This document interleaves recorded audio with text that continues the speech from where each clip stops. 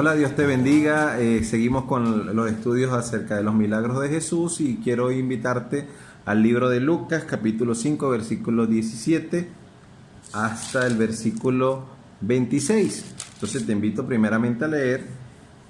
Jesús sana a un paralítico. Voy a leer en Nueva Versión Internacional. Un día, mientras enseñaba, estaban sentados allí algunos fariseos y maestros de la ley, que habían venido de todas las aldeas de Galilea y Judea, y también de Jerusalén, y el poder del Señor estaba con él para sanar a los enfermos. Entonces llegaron unos hombres que llevaban en una camilla un paralítico. Procuraron entrar para ponerlo delante de Jesús, pero no pudieron a causa de la multitud. Así que se subieron a la azotea y separando las tejas lo bajaron en la camilla hasta ponerlo en medio de la gente frente a Jesús. Al ver la fe de ellos, Jesús dijo: Amigo, tus pecados quedan perdonados. Los fariseos y los maestros de la ley comenzaron a pensar: ¿Quién es este? ¿Quién es este que dice blasfemias? ¿Quién puede perdonar pecados sino solo Dios? Pero Jesús supo lo que estaban pensando y les dijo: ¿Por qué razonan así? ¿Qué es más fácil decir, tus pecados quedan perdonados, o levántate y anda? Para que sepan que el Hijo del Hombre tiene autoridad en la tierra para perdonar pecados, se dirigió entonces al paralítico: A ti te digo, levántate, toma tu camilla y vete a tu casa. Al instante se levantó a la vista de todos, tomó la camilla en que había estado acostado y se fue a casa alabando a Dios. Todos quedaron asombrados y ellos también alababan a Dios. Estaban llenos de temor y decían: Hoy hemos visto maravillas. Cuando leí esta porción, la primera interpretación que tienen, que es muy clásica, habla acerca de... Había una multitud, o sea, más o menos imaginándonos el contexto de la historia, había una gran multitud, Jesús estaba conversando, estaba en un lugar que tiene un techo, y había una gran multitud, nadie se podía acercar a él, y habían ya Jesús, la fama de Jesús como poderoso profeta en ese tiempo de sanidad, de que hacía milagros y que hacía sanidades, y que apenas estaba iniciando su ministerio, su fama se extendió muchísimo. Entonces hubo unos hombres que llevaron a su amigo paralítico, y en vista de que no pudieron acercarse, fueron al techo, sacaron las tejas, sacaron el material del techo, bajaron la camilla y acercaron a este hombre a Jesús. Y esto tipifica un gran ejemplo para lo que nosotros como creyentes podemos hacer. Hay personas que no pueden llegar a Jesús por sí solas. El pecado nos aleja de Dios. Lamentablemente, el ser humano tiene una necesidad profunda de adorar, pero a la vez el pecado nos produce un profundo temor y una necesidad de escondernos del Señor. Así como Adán se escondía del Señor cuando le dice: Adán, ¿dónde estás?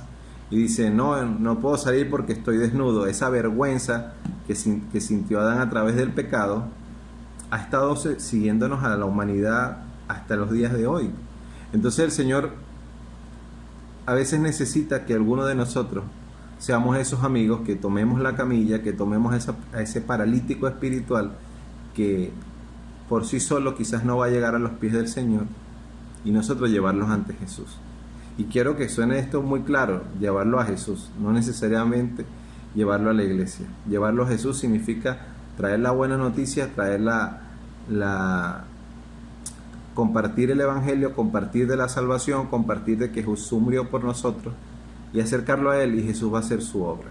Definitivamente, cuando una persona es tocada por Dios, va a querer congregarse, va a querer aprender, va a querer ser parte de una congregación y estar, como quien dice, en el mismo espíritu con sus hermanos.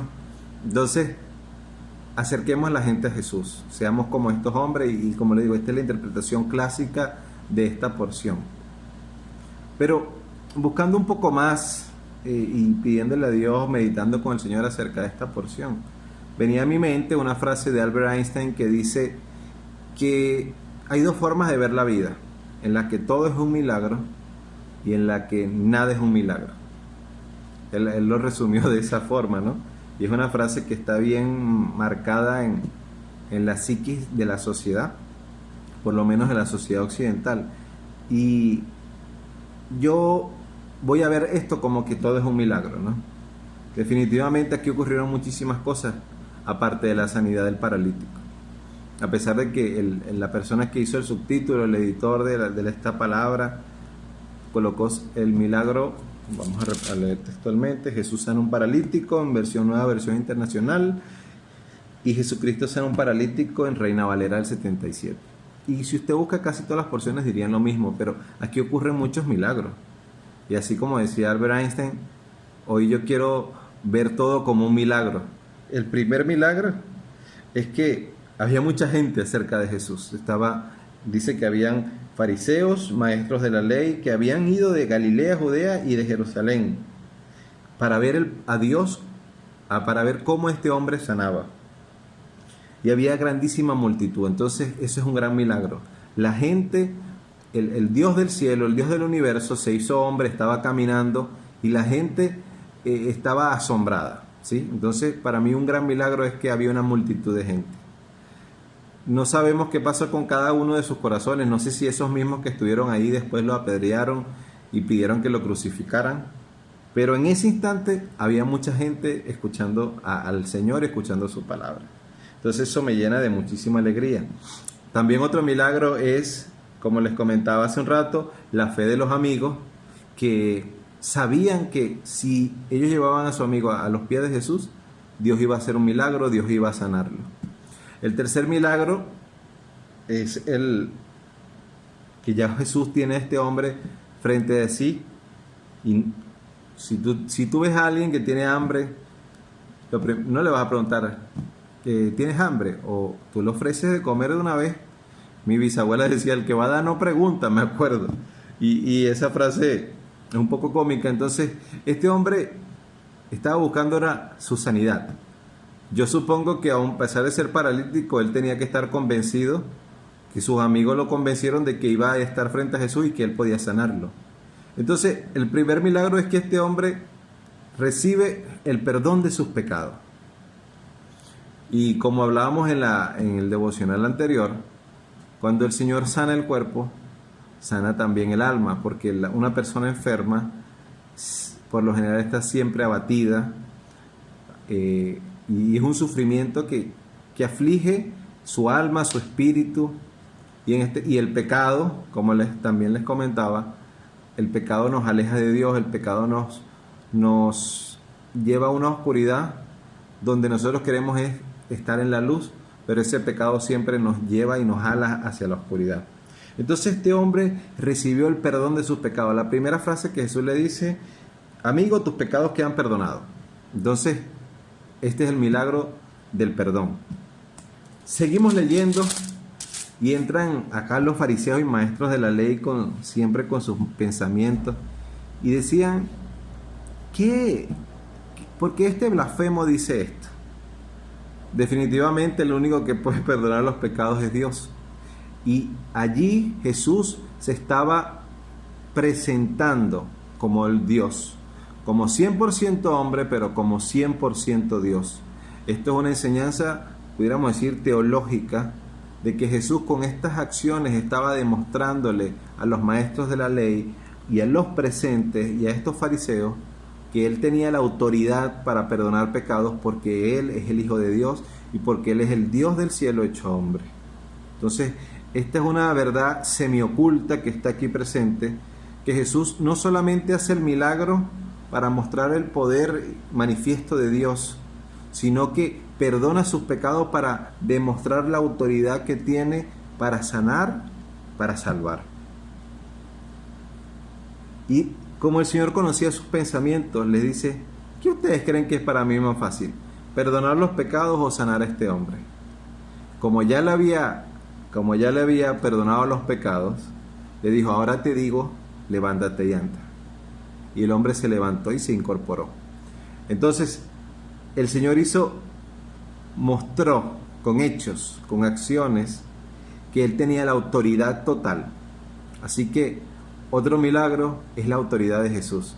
Es la autoridad de Dios para sanar y para salvar.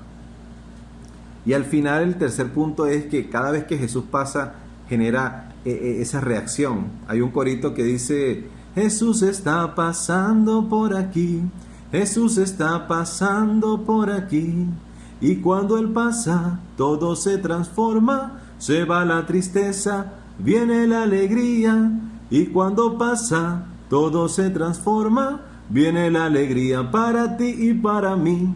Entonces Jesús estaba allí transformando el corazón de este hombre, sanó su cuerpo, perdonó sus pecados, demostró que era Dios hecho hombre, demostró su autoridad, y lo que vino fue al final la glorificación, o sea, la gloria y el agradecimiento y el asombro de las maravillas de Dios. Así que esta es una historia bien completa. Es una historia donde vemos redención, donde vemos sanidad, donde vemos la autoridad del Padre y donde vemos agradecimiento.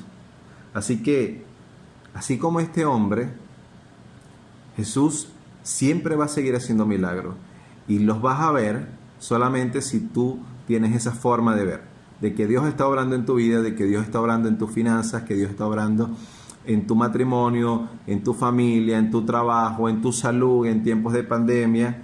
Y si tú entiendes de que Jesús está haciendo eso, de que Él sigue teniendo la autoridad para que todas las cosas sigan marchando bien, para sanarnos cuando estemos enfermos, la gente va a ver la autoridad de Él, vamos a glorificar a Dios y las personas se van a maravillar. Así que fe, vamos a creer que nuestro Dios sigue haciendo milagros y que cada cosa, respirar, lo que comemos, nuestro techo, nuestra familia, todo lo que Dios nos ha entregado, todo lo que nosotros vivimos, es un milagro del Rey. Dios te bendiga. El sordo y el ciego ven cadenas rotas por su poder. Alcemos